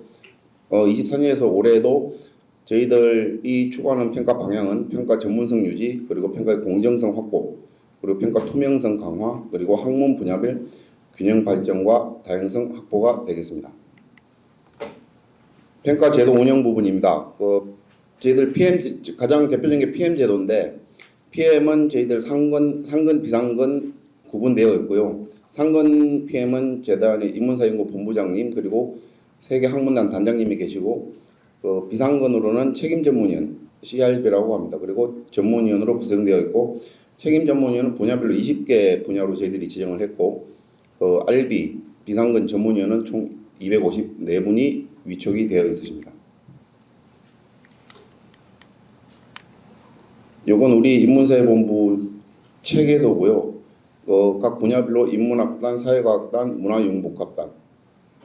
제일 처음에 우리 팀장님께서 설명하실 때 사업 부서 조직은 2개의 실인데 평가를 전담하는 학문단 조직은 분야별로 3개 학문단으로 이루어져 있습니다. 그만큼 평가에 저희들이 중점을 두고 전문적으로 하려고 노력하고 있다는 말씀을 드립니다. 이 책임 전문위원 학문 분야 분류 앞서 말씀드린 20개 분야, 인문학 분야, 사회학 분야, 문화융복합 분야 20개 분야로 구성이 되어 있고 각각 한 분의 CRB 한 분씩 20분이 계십니다. 선임 절차는 상근 PM은 당연히 공모 추천 통해서 서류심사, 면담심사 해서 최종 선임하고 있고, 비상근 PM은 후보자 풀을 구성해서 후보자 추천 시위위원회를 거쳐 최종 우리 재단 이사장께서 선임을 하고 계십니다. 전체 PM, 이 비상근 PM은 인문사회 본부에서 관리하는 게 아니고 재단의 전담 부서가 있어서 거기서 총괄 관리하고 있다는 점 말씀을 드립니다. 이 평가위원 풀을 구축을 하고 있는데요. 저희들이 평가위원 풀은, 그러니까 이 평가위원 풀에는 어떤 분들이 들어가 있는 그 기준을 저희들이 규정이 있고요. 각 단계별로 먼저 대학의 해당 분야 전임 강사 조교수 이상인 분, 그리고 해당 분야의 경력이 5년 이상 또는 실무경력 10년 이상인 분들은 다 일단 1차적인 풀에 포함이 되고, 그 다음에 그 1단계 풀 중에서 연구업적 등을 기준으로 평가위원 풀을 구축하고 있습니다. 현재 우리 재단의 전체 평가위원 풀은 총 11만 5천 명 정도고요. 그중에 특히 인문사회 분야는 4만 7천여 명 정도가 평가위원 풀로 구축이 되어 있습니다. 평가 관련 제도를 간략하게 말씀을 드리겠습니다. 요거는 이제 평가의 공정성을 담보하기 위한 제도라고 보시면 될 것 같고, 먼저 배제 심사자 제도라는 게 있는데, 요거는 과제 신청자께서 배제할 평가위원 2명을 지정하는 제도입니다. 해당 사업은 개인 연구에 인문학술, AB 유형, 그다음에 공동 연구, 인문도시 사업 등의 요 제도를 적용을 하고 있고, 아무래도 특정 분야에 연구하시다 보면 껄끄러운 동료 연구자가 있을 겁니다. 한두 분 계셨는데 내가 속된 말로 때려 죽어도 그 사람한테는 평가를 못 받겠다 그러면은 그 2분을 지정하시면 됩니다. 그리고 상관관계는 흔히들 알고 있는 게 상피제도, 신청자와 평가자 간의 이해관계 가능성을 사전에 배제하는 제도가 되겠습니다. 요 적용한 예시인데 아주 중요한 예시 2개 정도만 들어드리면, 현재 그러니까 참여 제한 등 제재를 받고 있는 분을 저희들이 평가위원으로 모시지는 않고요. 그리고 평가자가 평가 대상 사업 연구 책임자, 당연히 이건 안 되는 거고, 그다음에 신청 기관이 동일하거나 석박사 사제 관계가 확인될 때는 평가에서 배제를 하고 있습니다. 그리고 평가 모니터링단은 저희 재단의 감사부서와 같이 하는 건데요. 이거는 일반 모니터링 요원이 평가 현장에 직접 참여해서 투명하게 객관적으로 잘 하고 있는지 모니터링하고 그 결과를 피드백하는, 그리고 개선하는 제도입니다. 가장 중요한 평가 절차에 대해서 말씀을 드리겠습니다. 일단 여러분들께서 연구자들이 과제 신청을 하면 사업을 관련 사업부서에서 전체 접수과제 현황과 요건 검토를 완료하고 저희 학문단, 평가 담당 부서로 평가 요청을 합니다. 그러면 각 학문단에서는 평가 계획을 수립해서 어떻게 평가를 할 거고 몇 과제를 뽑을 건지 이런 거를 학문단에서 결정을 해서 앞서 말씀드린 CRB 그 비상근 책임 전문위원이 패널을 구성을 하고 그 패널별로 이 복수 전문위원들 RB 분들이 평가위원 후보자 2배수 이상을 추천을 합니다. 그러면은 그 추천된 평가 후보자들 저희들이 3개 군으로 다시 군을 구성해서 랜덤으로 섭외 우선순위를 지정을 합니다. 그렇게 섭외 우선순위가 지정이 되면 평가자 섭외를 해서 평가자를 확정하고 이제 전공평가 종합평가를 거쳐서 예비 선정 과제를 발표하고 마지막에 이의제기 타당성 검토 및 정밀 재평가를 하는 절차로 진행된, 제가 지금 굉장히 간략하게 말씀드리지만 하나하나 들여다보면 굉장히 촘촘하게 시스템이 구현되어 있습니다. 그래서 그 평가에 관한 한은 아무런 걱정하지 마시고 재단을 믿으시고 우리 재단 시스템을 믿으시고 과제를 신청해 주시면 될 것 같습니다. PM 리뷰 제도라는 게 있는데요. 요거는 온라인 평가에서 평가자 간의 점수 격차가 굉장히 큰 경우에는 저희 재단의 그 전문위원 PM께서 그 전공평가 과정 결과를 모니터링하고 검토를 합니다. 그리고 이 점수 격차가 왜 큰지를 검토를 하고 분석해서 조정할 필요가 있으면은 그 조정 점수와 조정 의견을 명시해서 마지막 종합평가 단계에서 최종 검토해서 적용 여부를 결정을 하고 있습니다. 마지막으로 이의 신청 절차를 말씀드리겠습니다. 당연히 그 평가 결과에 이의가 있으신 분들은 이의 신청을 하실 수가 있고요. 그런데 다만 이의 제기 가능 사유가 평가 결과 의견 중에 평가자의 결정적 오류가 발견돼서 재검토가 필요한 경우, 그리고 재단의 명백한 행정 오류가 있을 경우인데 재단의 명백한 행정 오류 같은 경우는 거의 사례가 없습니다. 다만 이 평가 결과 의견 중에 평가자의 결정적 오류가 발견되는 경우가 아주 가끔씩 있습니다. 아무래도 평가위원분들도 사람인지라, 그래서 이런 거는 재단에서 별도의 절차는 이의제기 절차에서 그 학문단별로 이 이의제기가 과연 타당하냐 먼저 1차적인 검토가 이루어지고요. 요건 다시 들여다볼 필요가 있겠다 그러면은 저희들이 다시 정밀 재평가를 합니다. 그때는 기존의 평가위원회를 완전히 배제를 하고 새롭게 평가위원회를 꾸립니다. 그리고 그 결과를 이의제기 심의위원회에서 최종적으로 검토해서 수용 여부를 결정하는 단계가 되겠습니다. 이상으로 간략하게 평가 관련 내용을 말씀드렸고요. 마지막으로 다시 한번 말씀드리지만 평가 제도에 관해서는 여러분들께서 믿어 의심치 마시고 충실하게 좋은 결과 있으시면 좋겠습니다. 감사합니다. 예, 이상으로 2025년 인문사회분야 학술연구지원사업 설명회 제1차 대전을 마치도록 하겠습니다. 다시 한번 참석해 주신 연구자분들과 모든 분들께 진심으로 감사의 말씀드립니다. 예, 감사합니다.